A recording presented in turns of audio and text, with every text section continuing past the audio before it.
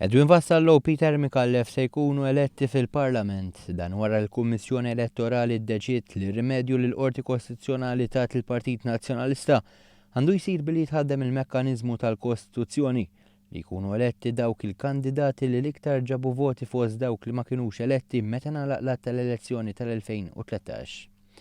Fil-waqt li fl-ebda ħin ma kien hemm dubju dwar Vassallo, il-Partit Nazzjonalista ma rridx lil Peter Mikallef u minflok rid li tkun co-opted il-President tal-Eżekuttiv Anne Fenech. Xi ħaġa li deret evidenti wkoll is-sibt filgħodu meta mid-Dar Ċentrali bdew ixerdu isimha mal-ġurnali bħala l-persuna li għandha tieħu siġġu fil-Parlament. Saħansitra fid-diskorsi pubbliċi tiegħu wara s-sentenza, Simon Busuttil semma dejjem lil Edwin Vassallo iżda qatt lil Peter Mikallef.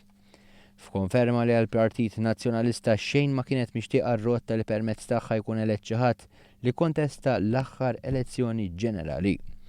Iżda meta s-sibt wara nofsinhar iltaqat il-Kummissjoni Elettorali kellha qudiemha pariri legali b'saħħithom dwar għaliex l-unika għażla kienet li jkun elett dak li ġab l-iktar voti fost dawk li ma kinux eletti. Biex irriżulta li dak li twebblu bih fid-Dar Ċentrali ma kienx possibbli jsir. Kien nhar il-ġimgħa li l-Qorti Kostituzzjonali ddeċidiet li tagħti żewġ siġġiet lill-Partit Nazzjonalista anke skont is-sentenza tal-istess qorti kien ħaqqu wieħed. Is-sentenza tefgħet dawl ukoll fuq il-kunċett tal-proporzjonalità fid-dawl li l-Gvern rebaħ l-elezzjoni b'36,000 vot li mhux se jkunu riflessi f'maġġoranza. Minkejja dan il-Gvern qal li jirrispetta d-deċiżjoni tal-qorti filwaqt li qal se jibqa' determinat li jmexxi l-pajjiż il qudiem għaliex il-Gvern jibqa' wieħed b'saħħtu.